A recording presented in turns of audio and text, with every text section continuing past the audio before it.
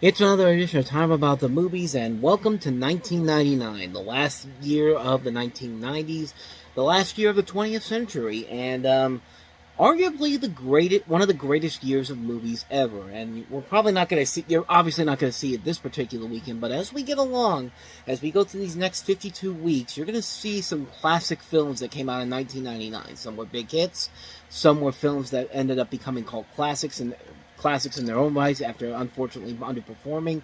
Some started off as big hits, but in the years since have become less than spectacular movies. We're going to delve into all of them here, and we're going to start off here with six movies here. Little films, nothing too spectacular or nothing too significant. In fact, we can probably get through this one pretty quickly because most of these I haven't seen. So let's just get right to it. We'll start off with the first of the six films we have here, and that is Hilary and Jackie. October Films is proud to present Academy Award nominee Emily Watson, Rachel Griffiths, James Frey, and David Morrissey in the incredible true story of sisters torn apart by genius, united by love, Hilary and Jackie. So this is a film that stars Emily Watson and Rachel Griffiths as the British classical musical sisters Jacqueline du Pré, the celloist, and Hilary du Pré, the flute. The film covers Jacqueline's meteoric rise to fame, her alleged affair with Hilary's husband, Christopher Finzi, and her struggle with multiple sclerosis starting in her late 20s that led to her death at the age of 42. The film attracted controversy because of distorting details about Jacqueline's life. Some personal friends of Jacqueline publicly condemned the film, and Hilary publicly defended her version of the story. Went on to become a critical success. Both of them got nominated for Oscars for Best Actress and Best Supporting Actress. It's directed by Anna Tucker, who actually has made a movie I actually did really like of his, Shop Girl, with Steve Martin, Claire Danes, and Jason Schwartzman, which will actually be the next film that comes up after this. And other than that, that's pretty much all I know about this movie. I've never seen this film. Rachel Griffiths and Emily Watson are great actresses. Would be surprised if they really did deserve those Oscar nominations, but that's pretty much all I know about this particular film. I've never seen it before. I can't really say too much about it. So that is Hilary and Jackie. I don't even know much about this person, quite honestly. So these people, I should say. So anyway, let's go ahead and move on to the next movie, and that is Nick Nolte in Affliction. Fight back, I swear. Academy Award nominee Nick Nolte. You need me. Even Pop for Pete's sake, he needs me. This town needs me. Academy Award winner Sissy Spacek. What the world is happening to you? Film legend James Coburn. You done finally done it. Right, done it like a man done it. And Academy Award nominee Willem Dafoe. Affliction. So you have James Coburn as a Boston University professor telling of the events that led to the disappearance of his brother, played by Nick Nolte. The police officer who investigates is deeply troubled, and the murder case drains his mental acuity to a point to a total mental collapse. And this is directed by Paul Schrader, who did American Gigolo and Cat People, and later do the other Exorcist prequel, Dominion, and then before that he did Autofocus. Another one I haven't seen before. This is a film that Nick Nolte was nominated for an Oscar for Best Actor. James Coburn won an Oscar for this for Best Supporting Actor. And, again, that's really all I know about this film. I've never seen it before. So not much more I can add to it. I mean, it's got a great cast. I mean, Sissy Spacek, Willem Dafoe also in here. Four very brilliant actors in this film. I mean, I wouldn't be surprised if this has actually turned out to be a pretty good movie. So I would think that this is a pretty good movie, but like I said, I haven't seen it, so I can't really say too much about it. So let's go ahead and move on to the next movie, one that I actually have seen. It is Playing by Heart. Romance can be difficult. I don't think I don't want to have sex. Love can be impossible. To find just the right words to crush my soul. Shut up. Of course I'm crazy about it. And sometimes you just gotta get over it. But now, some very different people. that's some dollars. Bali, get down, sweetie. Suddenly I'm feeling a little inadequate. Are about to become truly incredible couples It's too late to slow down. It's all right. with a one-of-a-kind love. I love conversations. See what the guy's saying. I can't stop thinking about it. Let's stop thinking about it. Miramax Home Entertainment presents a hilarious romantic comedy You really didn't sleep with it. I didn't. filled with surprising twists. I didn't want to sleep with you. Oh, good God, yes, I did. That's seductively funny. Guess you're planning on being general tonight? Don't Gillian Anderson, Ellen Burstyn, Sean Connery, Anthony Edwards, Angelina Jolie, Jay Moore, Ryan Felipe, Dennis Quaid, Jenna Rollins, Jon Stewart, and Madeline Stowe. If romance is a game, there's only one way to win. Playing by heart. Because I know some of you out there have had that fan fiction that you wanted to see Jon Stewart and Scully from the X-Files get together. Well, here's the movie that it actually happens in. So basically, you have a plot here where you follow... It's kind of like an anthology film where you're following several seemingly unconnected characters, and it's an ensemble work that explores the path of love in its characters' lives. And you see Gillian Anderson, Ellen Burstyn, Sean Connery, Anthony Edwards, Angelina Jolie, Jay Moore, Ryan Phillippe, Dennis Quaid, Jenna Rollins, Jon Stewart, Madeline Stowe, all in this movie. It's a very interesting film, but not a perfect film. I mean, I saw it mostly because I saw the different elements that I thought could actually be pretty interesting in here. Specifically seeing Sean Connery playing a role that's kind of outside of his normal characters that we usually see him as he's playing the love interest to Jenna Rollins' character. Was it Jenna Rollins or Ellen Burstyn? Now I can't remember. Yeah, it was Jenna Rollins. It's been a while since I've seen this movie, so that's why I'm kind of a little mixed up on what happens actually in the film.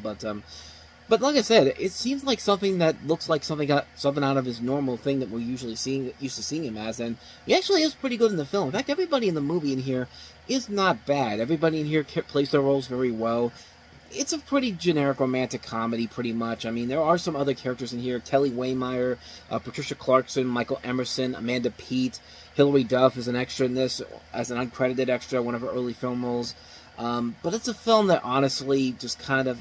It's there, but it doesn't really do anything that makes me want to see it again.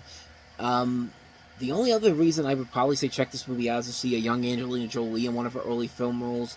Other than that, though, there's not really a whole lot more I can really recommend about the film, honestly. I mean, for a one-time watch, it's good enough, but honestly, I think a lot of people would be expecting more with the people that they have involved here. But at least to the film's credit, it's a lot better than some of these other ensemble romantic comedies we've gotten in the year since then. And this is still better than something like Town and Country or New Year's Eve or those terrible Gary Marshall ensemble romantic comedies that came after He's Just Not That Into You. But I don't know. I thought it was alright, but it's been a while since I've seen it, though. That's Playing by Heart. So on to the next movie, The High-Low Country. With that kind of love, nothing else matters. Not the law, not what people say, and not consideration for life or death. No! Hey!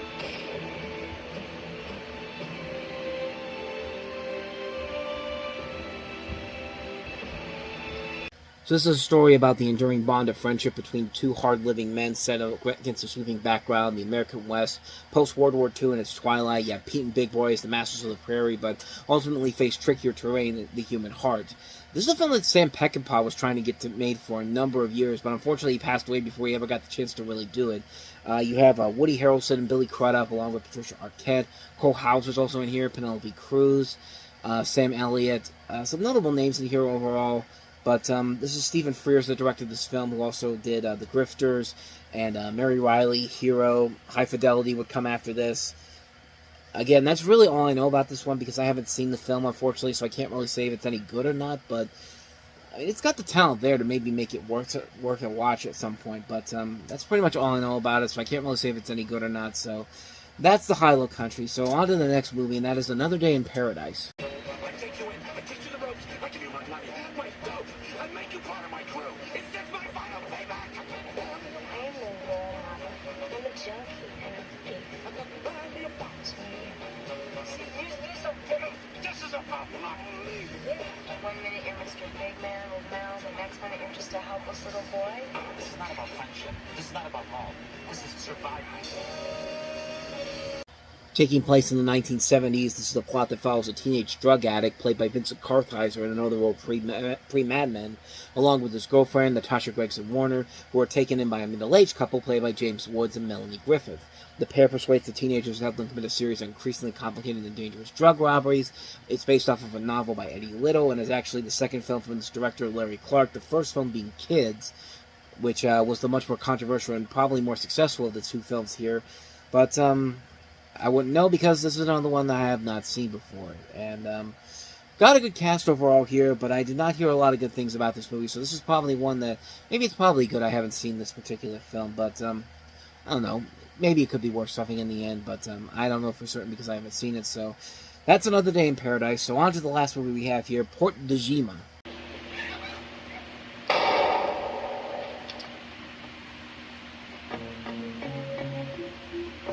So the story is that because this guy wanted to make a promise to his friend, this physicist named the physicist Antoine Barassi, murdered in Port Djema, a former territory of the French Empire in East Africa. This guy, Pierre Feldman, a surgeon, shares in the footsteps of the disappeared.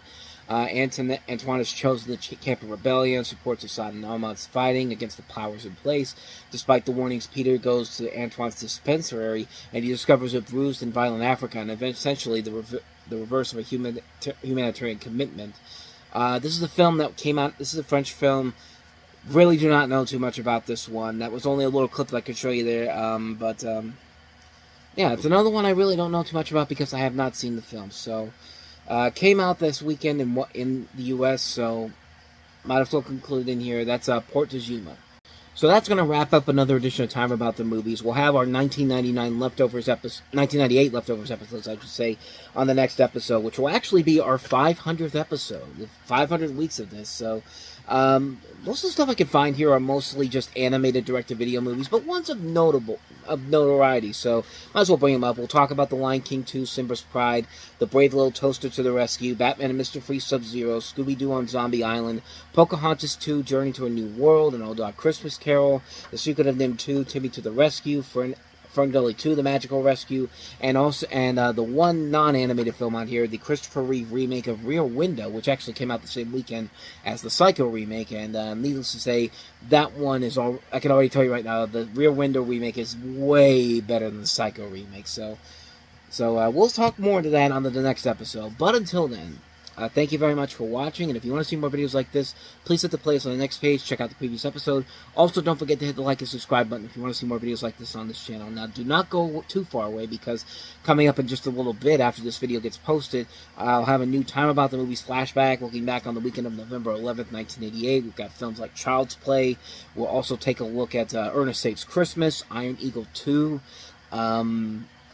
A Cry in the Dark, Split Decisions with Gene Hackman, John Lithgow and Ralph Macchio in Distant Thunder, and Ghost Town. So we'll look at 7 movies from 1988 next up on Time About the Movies Flashback, which, like I said, will be posted immediately after this one is. So I'll see you guys in just a little bit.